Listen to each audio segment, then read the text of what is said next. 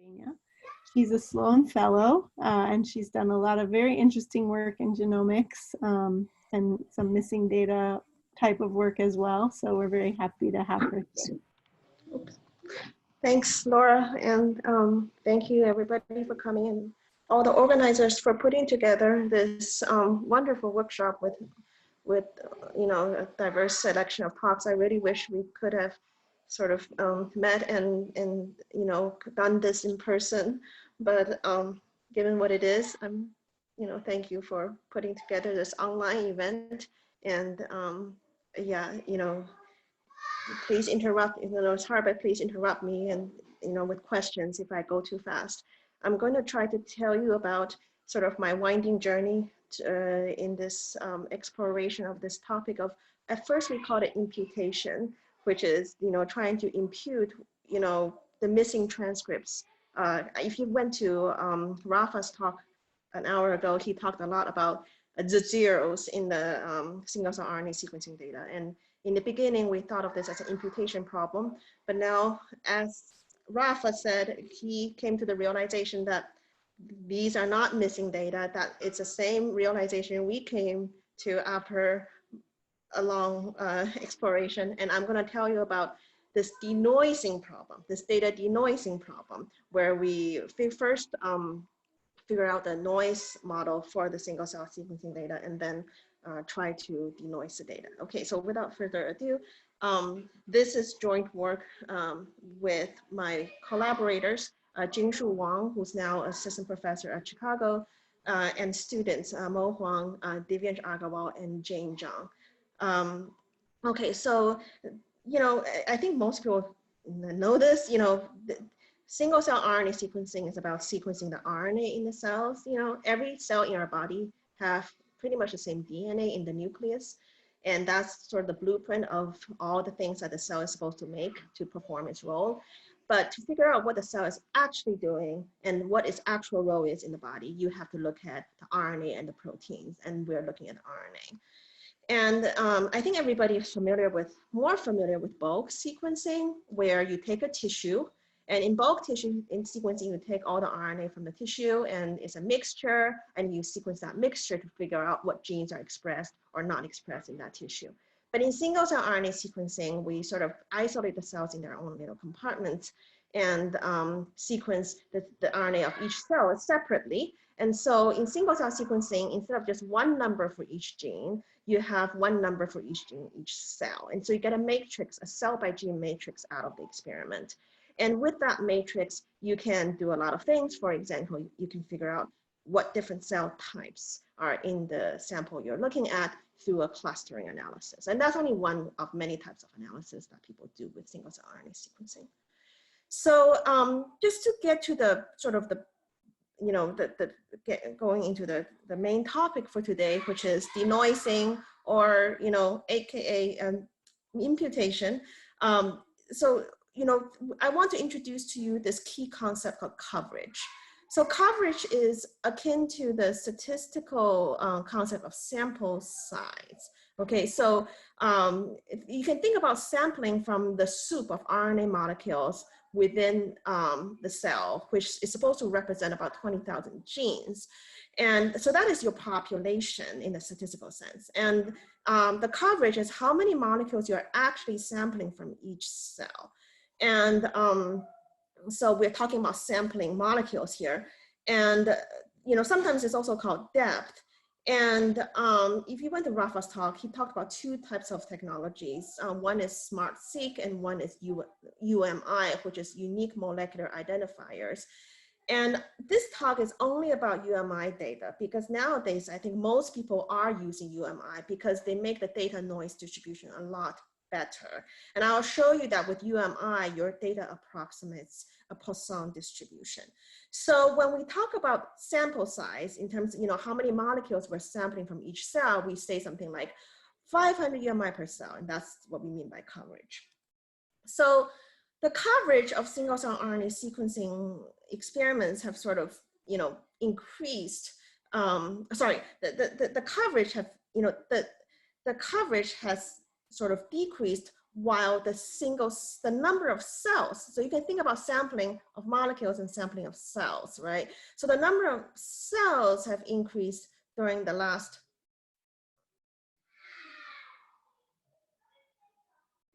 hello? Can you still hear me? Yes, I can hear you. Okay, because I got a error message from Zoom that says I've been signed out. But Oh, okay, okay, I don't want to. Okay, so so in the beginning, 10 years ago, when people first started single cell sequencing, they only sequenced, like, the first experiment was like 6 cells. And for each cell, you would sample very deeply from the RNA population in that cell. You know, you would, I think these experiments sampled, like, you know, 1 million reads per cell. But nowadays it's sort of reversed, right? So you will be sequencing thousands, tens of thousands of cells per experiment. So you're adding up to millions of cells, but from each cell, you'll be only getting a few thousand UMIs. So a typical experiment nowadays has 1,000 to 5,000 UMIs per cell, which is probably, you know, when you think about what's the size of the actual population, it's around 50,000 to 200,000. So we're downsampling here. And coverage has to do, you know, coverage, you know, how much you invest in an experiment determines how much signal you get out of it. So on the right-hand side here, this is from a review paper a few years back. On the right-hand side here, you have a high coverage experiment. Supposedly from such an experiment, you can clearly differentiate between different cell types. But then when you lower the coverage, you will get something where the cell types are merged together in one big blob. And then, so, you know, this talk is really about trying to recover these lost cell types and lost RNA transcripts. So here I'm showing you an actual t-SNE plot of a data set with 900 blood cells. And down below here are the different types of blood cells that we know about. So there's B cells, monocytes, and they're well separated in this t-SNE plot because they're really, really different biologically. But here in this red box are all the different T cells that, you know, the main kinds of T cells. And you see how these T cells are really confused together because they're quite similar. So, but this is a low coverage experiment. I think this was only less than 1,000 UMI per cell. And I'll show you how we can get from this data an experiment where you can actually differentiate between, you know, we can actually denoise this data so that we can actually tell apart these different T cell subtypes. And that's quite important to the biological, you know, purpose of the study.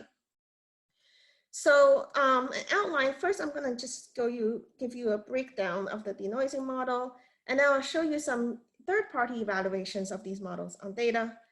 And then I will jump into a slightly different topic of how do you learn from different external data sets across perhaps different labs or different technologies or even different species to try to improve your denoising accuracy. And then I think I'll be pretty much done out of time. But then I'll say a few words about how do you do inference starting from denoising, denoised values. Okay, so here's you know, our model sort of in a nutshell. Our goal is to obtain an estimate of the true gene expression, say X, this is a matrix, but we observe X corrupted by technical noise. So we observe Y. And I'm going to tell you later about how we model the technical noise. But when you look at X, you know, in order to recover X, you have to make some assumptions on it. And the assumptions here depends on two just, you know, very simple facts. The first is that with, you know, there are, you know, in terms of variations in X, there are some variations that are shared across genes because genes act together in biological processes. They coordinate with each other. So there's a lot of correlations between genes. And then on top of that, there is also purely random, unpredictable variations. So these is just due to the stochastic nature at the single cell level of RNA transcription and you know, just, you know, the RNA polymerase is noisy. So, you know, so you can imagine expressing the underlying shared variation across genes as a low dimensional structure that's called lambda. And lots of denoising / imputation methods actually try to recover lambda. And, using, say, SVD or, non-negative matrix factorization.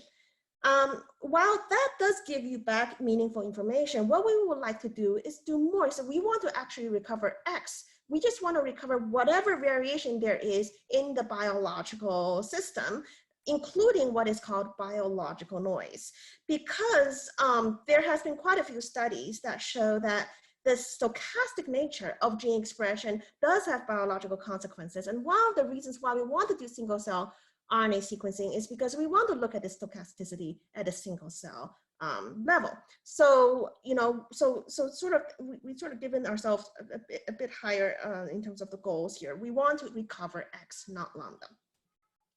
So, but in order to do that, we really need to start out with a good feel for the technical noise. And I'm going to show you first the technical noise model, and then I'm going to show you how we're going to learn across similar genes in order to get lambda. And then I will also show you that, the biological, what we call biological noise, actually is not just noise. It does carry a lot of meaning. For example, we find that, in disease, when you have, the cells break down in disease, one thing that you can observe is that their transcriptional noise increases. So that's one, looking at the noise is one way to look at the disease transitions at the single cell level. So, so first of all, I think, Rafa showed some very convincing plots to this regard, but this is what we have also found is that the technical noise, when you have UMI barcoding, it's pretty much, faithfully captured by a Poisson distribution where you scale the axis with a cell-specific efficiency factor, which we call LC. Okay, so I'm actually not going to go through this slide about how we actually show this. I think it's actually, it was a hard problem for us because, you can't really do biological replicas of a cell because once you sequence a cell, the cell no longer exists. So you have to sequence another cell. But cell to cell, there are actually, even if they are the same cell type within the same cell stage, there is still this biological stochasticity between cells. So how do you know what you observe in terms of differences between cells is really technical. So it was actually a very tricky problem, but I'll give you the link, the journal citation if you're interested in looking. Yeah, actually here it is. I forgot, I put it here. So this is a paper 2 years ago where we showed this, and then since then, actually there's quite a few other groups who came out and also said, you know what, if you're looking at UMI data, just use a Poisson model.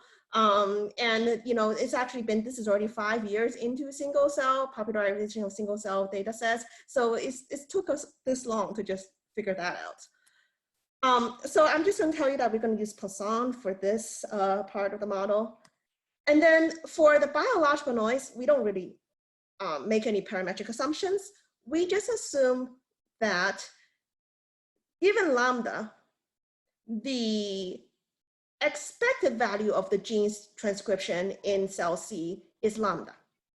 But the noise, the biological noise, is a gene-specific scaling of its mean squared. Okay, so this is actually a pretty strong assumption. It's assuming this form of this mean variance dependency between for each gene, and we say that this dispersion parameter is gene specific.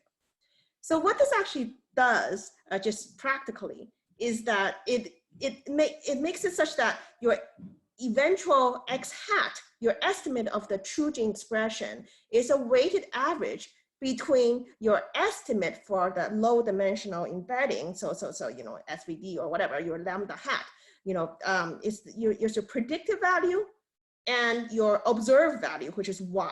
So you're actually not directly using your predicted value, you can say imputed value, lambda hat, but rather you're taking this weighted average. And the weight, WGC, depends on 3 things. It depends on your cell-specific efficiency, your gene-specific predictability of the gene, as well as the average gene expression. Okay, so you can think about two extreme cases. In the one extreme case, you have a very predictable gene, maybe it coordinates very well with other genes, but you have a very low efficiency experiment. In this case, you would just want to use your predicted value. So your weight will be pretty much shrinking your observed values to the predicted value. Whereas in the other extreme, you have a very unpredictable genes. And we do see in the data set that there are genes that you just cannot predict very well. In that case, you do not want to use your lambda hat. Rather, you will want to rely heavily on your observed count, no matter how noisy it is. And then of course, for real data sets, for across genes, across cells, you'll be somewhere in between those two extremes. And the idea behind this is that you adapt to the actual scenario. So those are the, I told you about this link, I told you about this link. What about Lambda? Well, that we just throw a bunch of tools to that. In our first paper on this, we just used something that was off the shelf, which is GLMNet in R, assuming some sparsity and using cross-validation to get the sparsity. And then, that actually worked not badly. There were some we did a lot of benchmarks in our own paper, but I will show you two third-party benchmarks.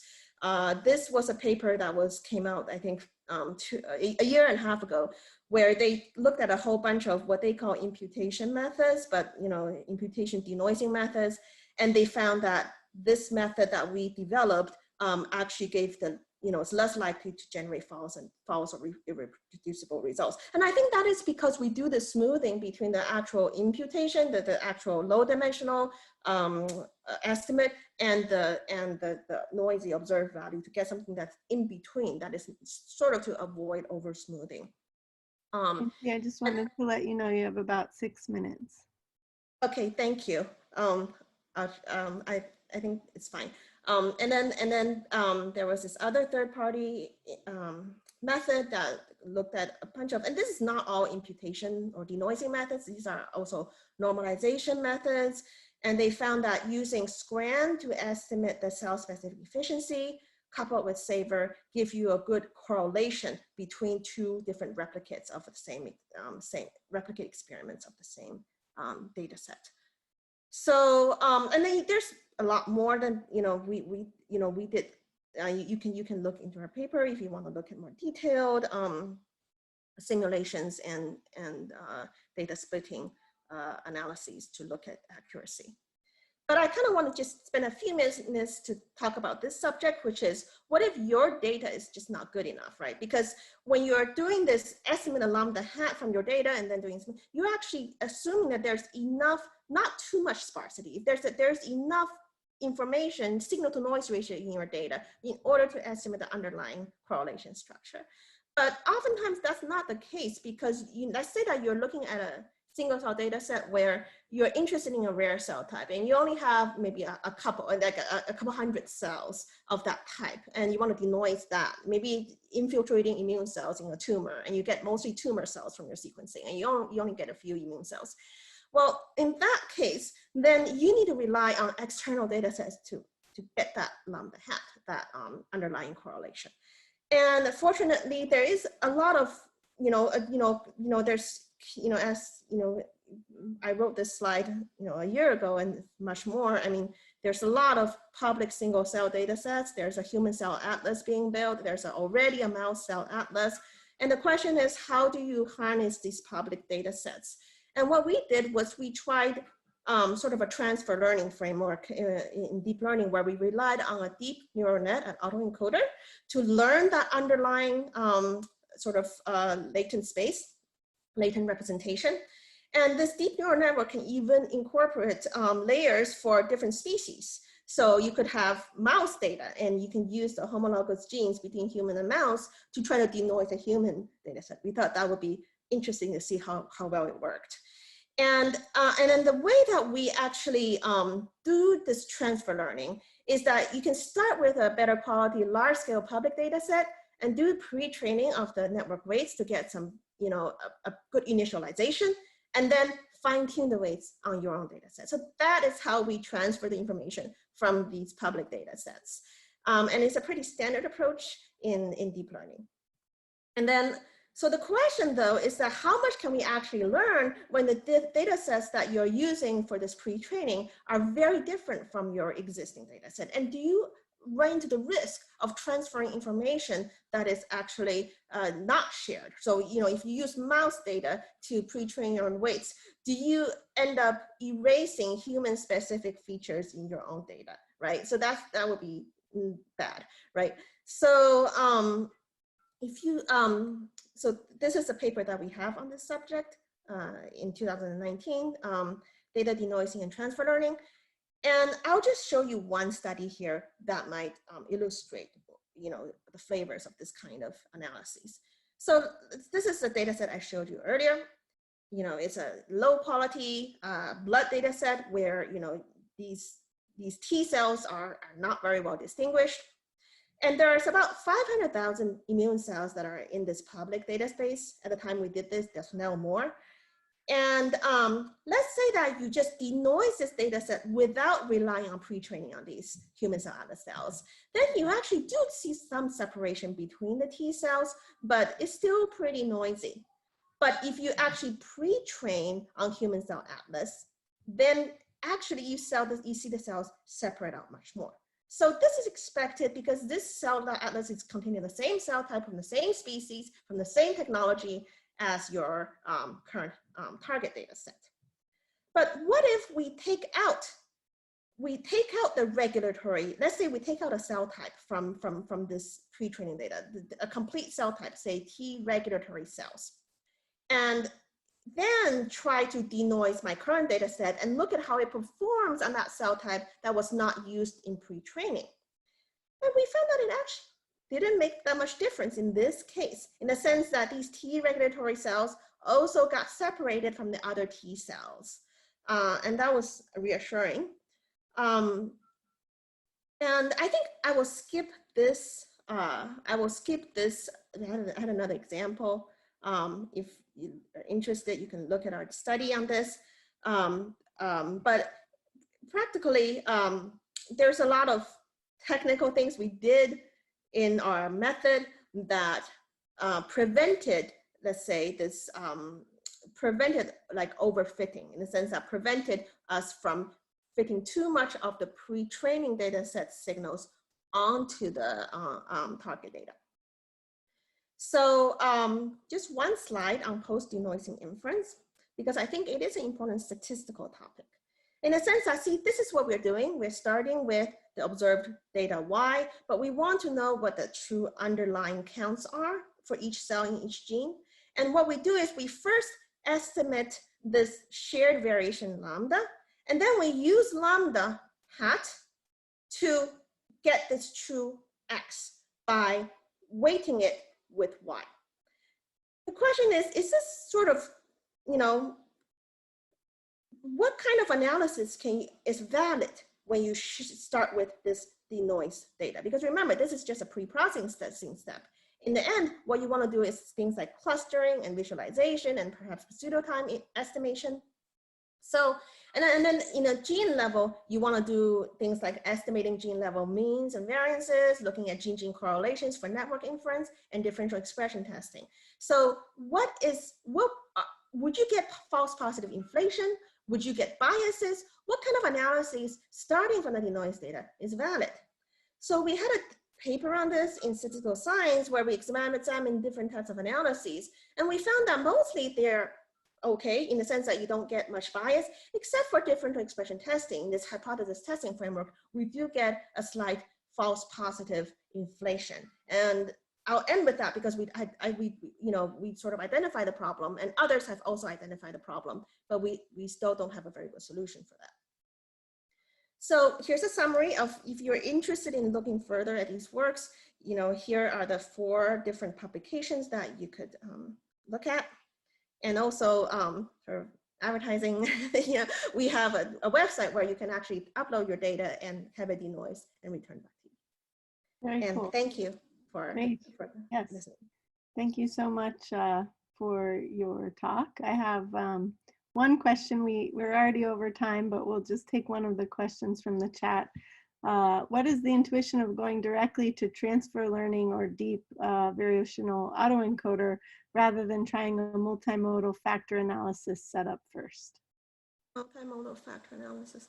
Well, you know, we wanted a way to be able to sort of, you know, just take data from a very different setting and learn from that, and then transfer the knowledge in our current data set. And we didn't want to bother with modeling how these two different data sets are related, which might be needed if you were to use some, say, kind of Bayesian hierarchical model, because there's just so little that is known in these settings. And, you know, you might be looking at different species, different conditions, and, you know, we thought it might be easier just to do this deep learning network, pre-training the weights, and, you know, weight initialization, and then weight fine-tuning kind of strategy. So that was sort of the strategy that we ended up trying, although, you know, there might be other strategies that would work.